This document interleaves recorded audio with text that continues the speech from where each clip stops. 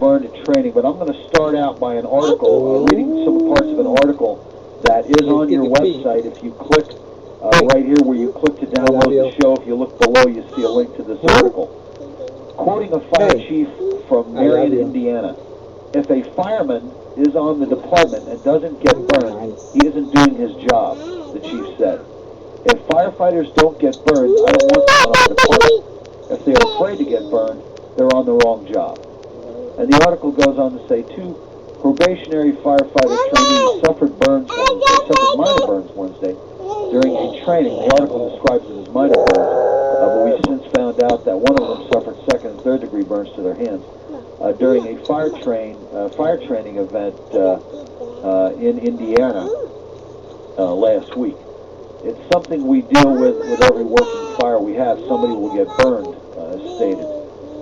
Firefighter trainees Brandon Eckstein and Ryan Simpkins suffered steam burns caused by the evaporation of liquid on skin, according to one report.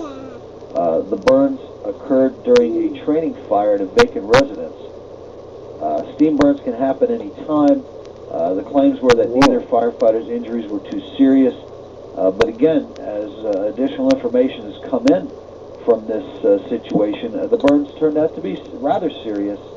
A 1st degree burn is something to be concerned with. A 2nd degree burn and 3rd degree burn is cause for alarm when firefighters are going through training. These were firefighter trainees that were very limited in their training and certification levels. Not much time had no time on the job, as a matter of fact. And here we have firefighters again injured during training. Any thoughts before I go on to some additional information? Just some quick shots from each of you on the phone. Dave Casey, thoughts? Well, just a thought. You know, you look at those incidents, and almost all of them, you're going to find a couple common threads, and one of the ones you already hit is most of the time the trainees that are getting hurt have not been sufficiently prepared or trained for what they're being exposed to. Dave Daniels. Billy, I see recruit firefighters very, very similar to our kids. And what would we say if our kindergarten kids were going to kindergarten, getting injured, burned, mistreated, what have you? There would be a public outrage across the country. Well, what is the difference between new firefighters? They go to recruit school because they don't know what to do. They go there because they aren't trained, because we're trying to show them the ropes, so to speak. And to me, for them to be injured and God forbid killed in training is really kind of killing our kids and eating our own. That we're supposed to be protecting them, taking care of them, and showing them the way, and showing them the right way to go, not putting them up like sheep for the slaughter. So I think if we would, and we call them kids, even if they're 45 or 50, we call them kids. So why don't we treat it like that? You know, a crotchety old New York City fire captain said to me not very long ago, he says, you know, when we have a probie assigned to the firehouse, that's our child. And as much as when we're not going to fires, we may make them do the chores around the firehouse and do the dishes and things like that.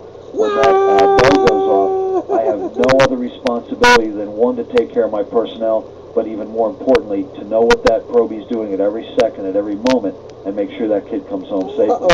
So this is an old guy saying this, who gets it, who understands. I mean, it's important enough for us to protect our firefighters. But when you've got an untrained or a very minimally trained trainee, there seems to be nothing more sacred than that. Timmy, you're president of the International Society of Fire Service Instructors, the nation's #1 instructor organization.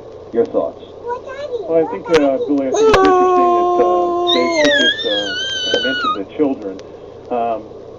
My concern is not only 2nd, 3rd degree burns. You said it best. It should raise an alarm. More importantly, looking at this, what is it doing for the future of this profession?